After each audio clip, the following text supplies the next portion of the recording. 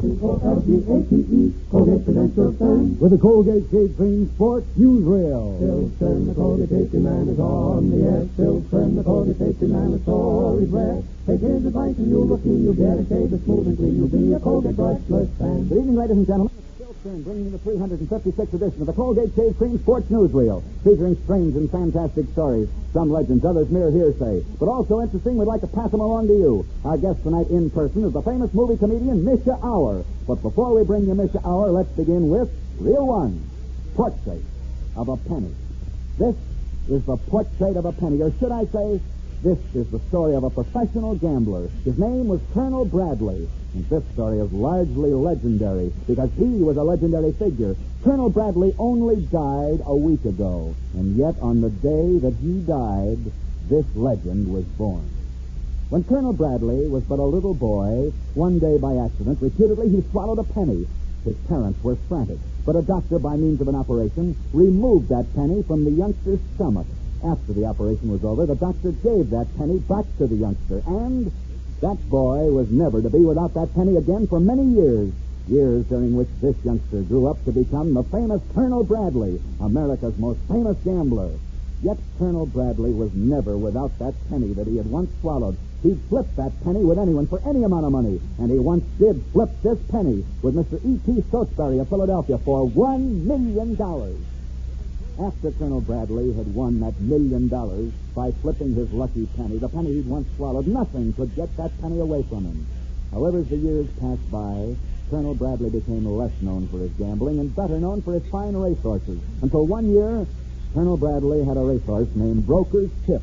However, as good as that horse seemed to be, this horse named Broker's Tip never could win a race. But Colonel Bradley was determined that his horse would win at least one race. Colonel Bradley wanted this so much that, according to the story, he gave his lucky penny to a blacksmith with instructions that this lucky penny should be set into one of the horseshoes that this horse Broker's Tip was to wear. And the penny was put into the horse's shoe. And so, one day, Broker's Tip went to the post for a race, wearing in one of his horseshoes Colonel Bradley's lucky penny. And that day, with that penny in his horseshoe, this horse that had never won a race before won the biggest race of them all, the Kentucky Derby. That's the story. The story of a horse that had never won a race in its life until it carried Colonel Bradley's lucky penny in its hoof. And then it won the famous Kentucky Derby. And what's more, after they removed that lucky penny from this horse's hoof, the horse never won another race. Well, after that, Colonel Bradley was convinced that whoever had that lucky penny would have good fortune. And so, one day, according to the story, he sent this lucky penny to the President of the United States.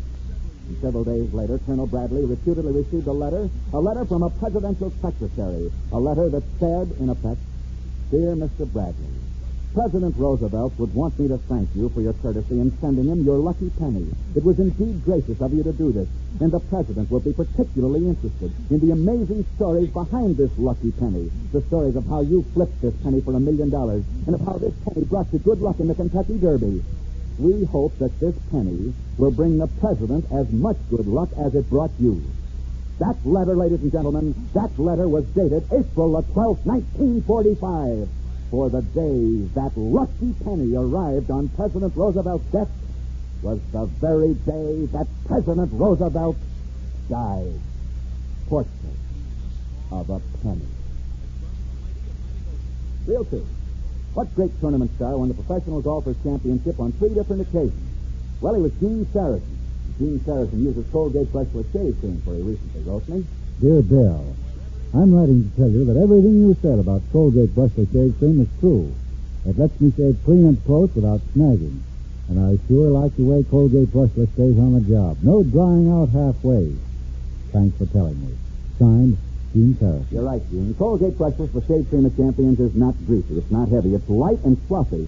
Yeah, it's light and it's right. And being light, it spreads easily. It's all over your skin in a twinkling. And as Gene Saracen says, Colgate brushless keeps moist throughout. No drying out. Works with your razor for a smooth, clean, no-pull performance. Now, if you happen to have tough whiskers and a tender skin, then you'll find Colgate brushless shave cream just the ticket. And because it is light and fluffy, it's not greasy or heavy, Colgate brushless rinses off in a flash. If Colgate brushless shave cream isn't completely satisfactory, Just send the top of the carton back to me. Bill Stern, care of Colgate, Jersey City, Zone 2, New Jersey, and I'll see that you get double your money back. Ask for the convenient 5-ounce jar of Colgate Brushless for Shave Cream of Champions tonight. It's right, and it's right. Reel 3, Profile of Romance. This is a story of a boy and a girl. They were very much in love, and they might have been married. That is, they might have been married if one day the girl's father hadn't told his daughter that she must stop seeing the boy because he was a wrestler. And the father didn't want his daughter married to a wrestler. The girl was heartbroken. She pleaded with her father that wrestling was only a sport. But her father never relented until one day, in desperation, the girl took her own life. The years passed by after that.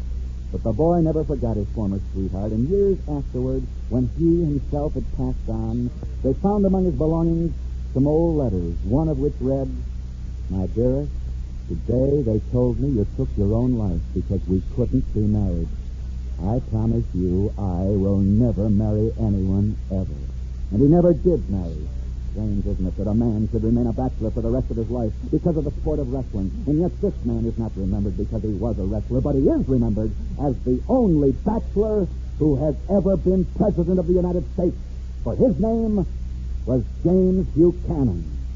But speaking of fathers who refuse to let their daughters marry athletes, let me tell you the story of Herman Hupfeld. Herman Hupfeld was very much in love with a girl named Sarah Ann Taylor. But because Herman Hupfeld was a baseball player, Sarah Ann's father did not want them to get married. They might have gotten married despite her father if Sarah Ann Taylor hadn't been killed in a tragic accident. That night, Herman Hupfeld sat staring into space. He kept thinking of his sweetheart.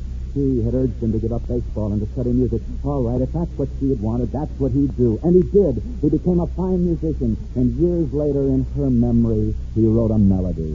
In this melody, he tried to tell her that as time went by, his love for her would never change. And although that happened 30 years ago, she has never gotten married. And now you know why Herman Hupfeld wrote his great song, As Time Goes By. No matter what the future brings, as time goes by. But there's an even stranger story of a father trying to keep his daughter from marrying the man that she loved. Only this story happened much more recently. Like all the other legends, this begins, too, with a boy and a girl who were in love. He, a poor boy, born on New York's Lower East Side, and she was one of the richest girls in the United States. But they had one thing in common. They both loved sports, and they were always together at sporting events. But despite this fact, her father felt that two people with such different backgrounds could never be happy, even if they did have a common love for sports. For you see, this rich girl was Ellen McKay, the daughter of the president of the Postal Telegraph Company, and the boy who loved her was Irving Berlin. They took Ellen McKay to Paris so that she couldn't marry Irving Berlin. But one night he called her on the telephone, and over this phone across the ocean, he sang her a song that he had written just for her, a song that told her he was All alone I'm torn. There is no one else. All alone by the telephone.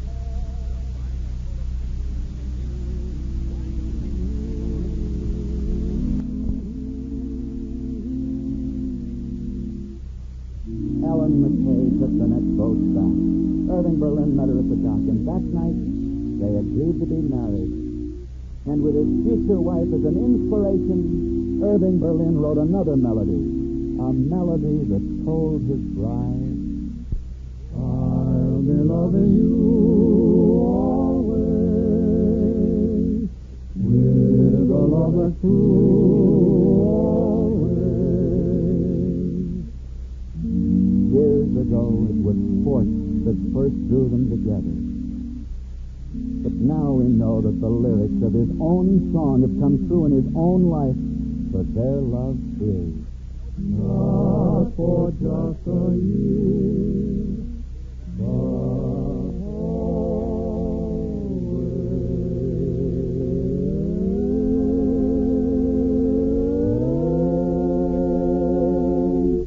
What's that? Of a great song that might never have been written, but for another song called All Alone.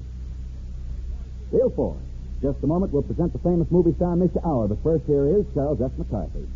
Colgate Brushless, the shave cream of champions, is light and fluffy. Not greasy, not heavy. Colgate Brushless is rich and active, stays moist, takes the fight out of the toughest whiskers. Colgate Brushless is made especially for you men with wiry whiskers and tender skin. It lets your razor glide through, not over the stubble, without a snag or pull.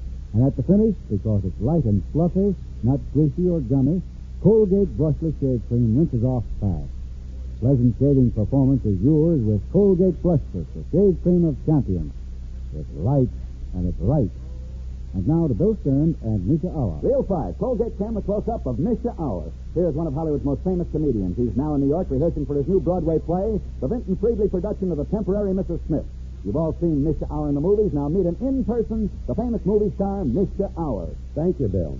Say, those were pretty amazing stories you told tonight. Where'd you get them? Well, the first one, the one about the lucky pennies being sold around the racetrack. In the case of the song story, that's mostly hearsay. But speaking of hearsay, I hear that you are a serious person and not the comedian that you seem on the screen. My life has been a serious affair, Bill, with very little time for laughs. What do you mean, mister? Well, I mean that I was born in Russia in 1905.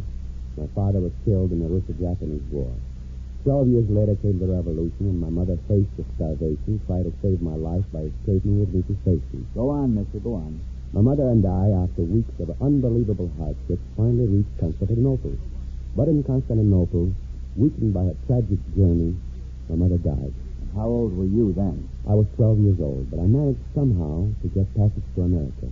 And after that? And I have never ceased being grateful to this country for the opportunity it gave me. So you see, Bill, that is why I'm so serious in real life, even though I'm a comedian in the movies. Well, how did you get to be a movie star? Partly because I believe the look of tragedy has never left my face. And when audience see a man with a serious face doing comedy, it becomes twice as funny. Well, I think you're right. But, you know, Mischa, we must get to sports. I've been waiting for you to ask me about sports. And now that you know how I feel about this country, maybe you understand what I'm going to say about sports. What is it you call the great football players All-Americans? Is that right? Yes, that's right. Well, Bill, we can't all be All-Americans in football, but we can be mighty thankful we're all Americans. You're right. Thanks so much. Good luck and good night, Mischa Auer.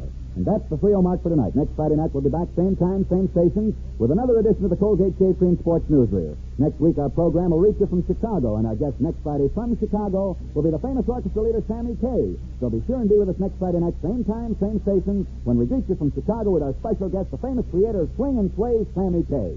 See you then. And until then, I'll be seeing you on the screen in the News of the Day newsreel at your favorite Lowe's or Associated Theaters. Now, until next Friday night at the very same time, this is Bill Stern for Colgate Shave Cream, wishing you all a good night. Bill Stern, the Colgate Shave Cream man, is on his way. Bill Stern, the Colgate Shave Cream man, has lots to say. He told you tales of sports heroes, the inside dope he really knows. So listen in next Friday night.